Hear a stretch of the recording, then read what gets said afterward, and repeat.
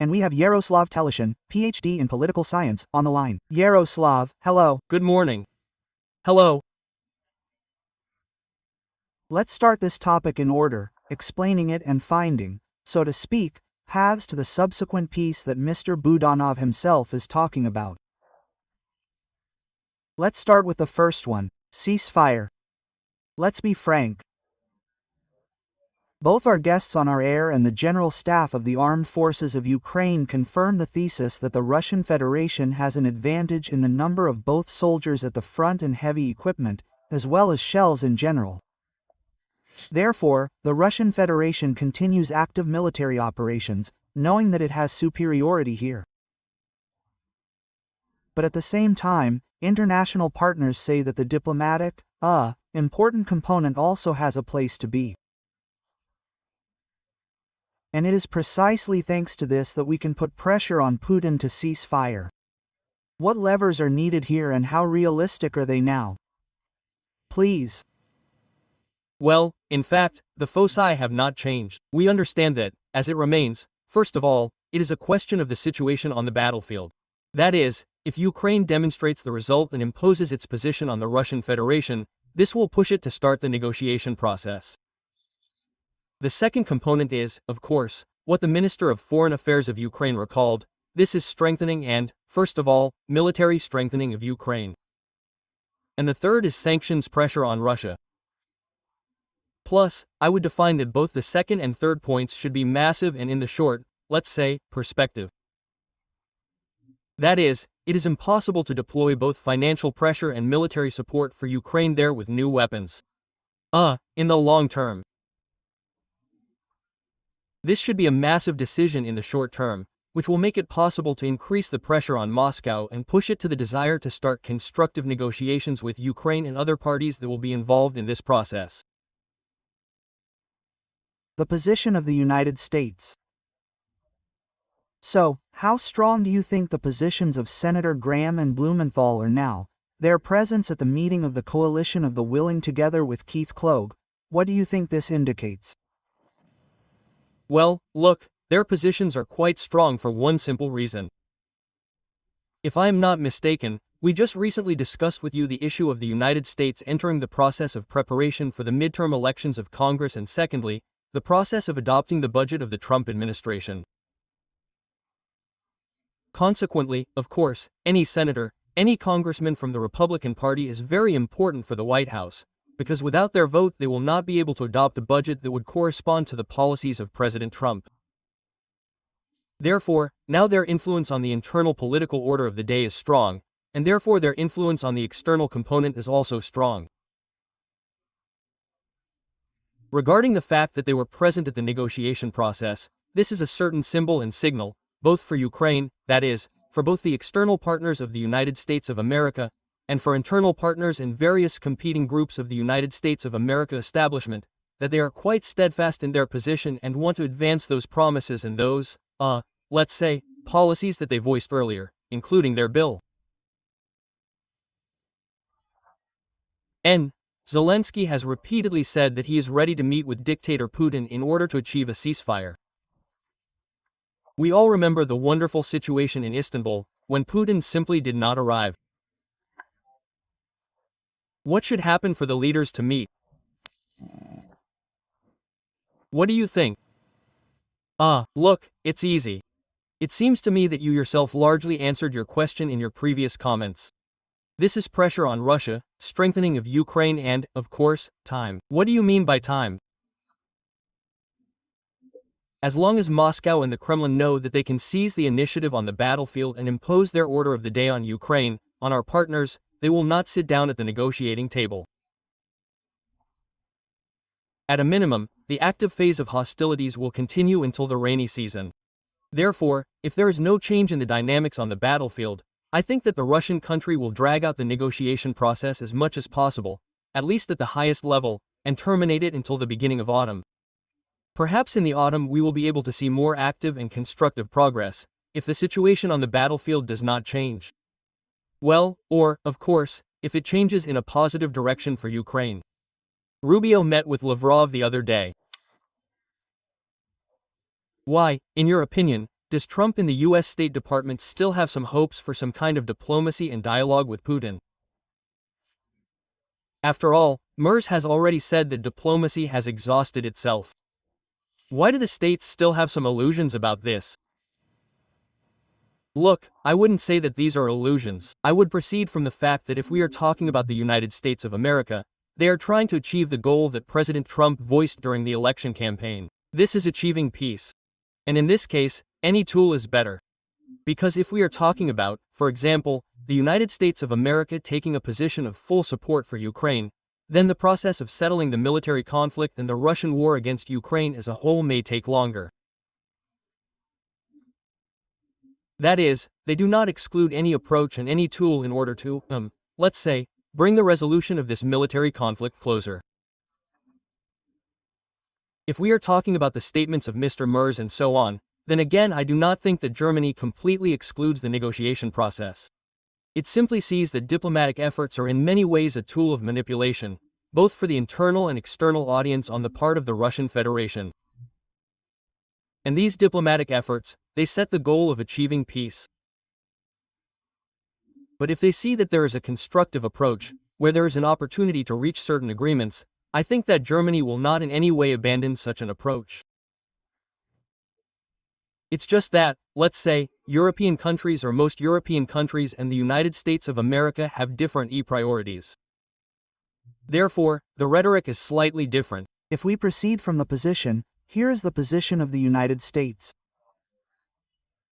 By the way, a number of media outlets, again, only citing sources, report that Trump is ready to completely reconsider his position in the near future and is ready to provide Ukraine with more military assistance than even Biden provided during his presidency.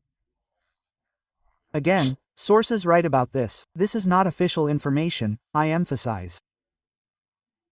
But taking into account and referring to what we have already discussed with you, that if only Putin can be forced, to meet only by reciprocal force, do Ukraine's partners understand this? And do you see signals that Ukraine is ready to be armed to the extent, to help arm it to the extent that it can have stronger positions over the Russian Federation on the front? Look, the indicator is quite complex. We see a lot of public statements by officials of the United States of America, from North America in general, from Europe, yes, but we understand that decisive steps and their synchronization is a complex process. We just discussed the 18th package of sanctions, that it should be synchronized with the sanctions of the United States of America. And we understand that this process of synchronization, when we are talking not about one partner, but about dozens of partners, then, of course, this is quite a complex process and does not always work out the way we would like.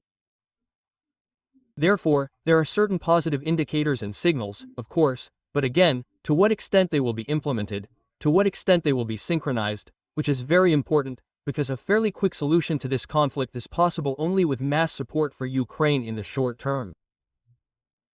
That is, it should not be stretched out for years, because then the effect of such actions will be more spread out and less sensitive, in fact, for the Russian Federation. Therefore, there are signals. To what extent they will be implemented? Well, for now this question is open. Of course, I would like it to be as soon as possible. If we continue this story with American sanctions, duties, 500% for the main buyers of Russian energy resources, it is clear that these are China and India. But how can we approach this issue, even from a non-economic point of view? The United States is ready to apply such duties to its strategic adversary, China. And what about India, a strategic adversary of China in the region and a strategic partner of the United States? Perhaps, can there be a unified approach to this? I think that this is precisely one of the issues of discussion that is taking place between the Trump administration and between senators regarding individual presentations of this draft law. I mean the draft laws that are being discussed there, exactly what we see in the public space. This is, firstly, the question of controllability of these sanctions. How much more authority will the President of the United States of America have in implementing foreign policy? And the Trump administration is trying to rewrite the bill to strengthen the position of the White House in making certain decisions regarding sanctions. And the second component is, of course, the approach itself, because 500% of the additional, let's say, fee for countries that trade energy resources with the Russian Federation. This is a strong blow, and a strong blow not only to China and India, but also to the countries of the European Union, which are still somewhat dependent on buying Russian energy resources.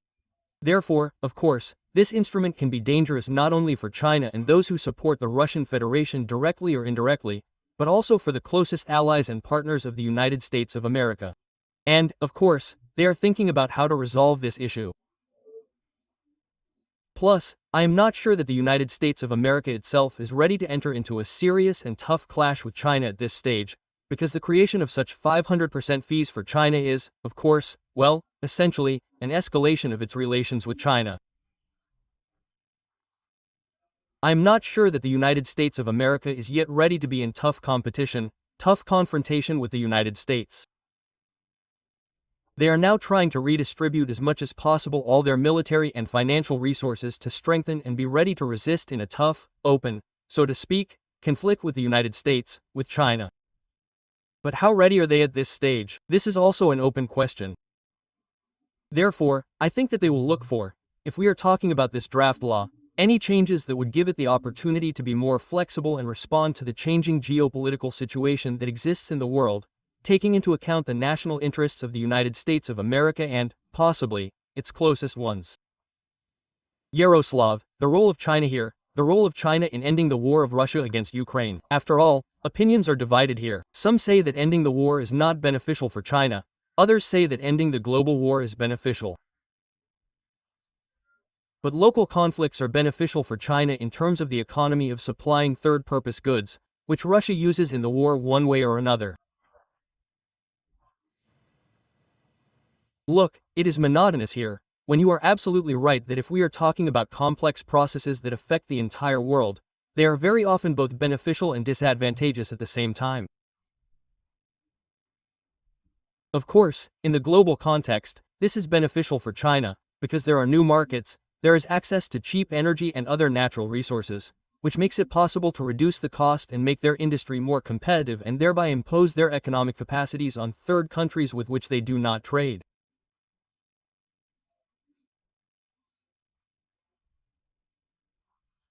But at the same time, plus, geopolitical interests of China are imposed here, which use Russia as a tool to weaken the existing world order and still use Russia as a tool to weaken the hegemony of the United States of America. And here, their interests of both the Russian Federation and China completely coincide. But at the same time, we understand that China is making the main bet in world dominance on the economic component. And war and any chaos that the Russian Federation produces, it hits the economic component and the development prospects of China very hard at the same time. It is enough to recall the competition between Russia and China in Africa. Actually, where the issue is determining the same natural resources, control over certain spheres of influence and the like. Therefore, paradoxically, the Russian Federation and China are here as dependent parties on one. Of course, the dependence of the Russian Federation on China is much greater than that of China on the Russian Federation, but at the same time they remain competitors. That is why I do not believe in long-term alliances between countries, let's say, OSISOV, as they are called, Iran, China, the Russian Federation, North Korea. It is a tactical alliance that allows them to achieve a certain goal, but it will not last for a long time. All the time or for a long time. As soon as their interests diverge more, they will easily move away from each other. In general, we see an approximate wonderful example in the relations between Russia and Iran. Yaroslav, thank you for joining our broadcast. Yaroslav Teleshun, PhD in political science, was in touch with our studio.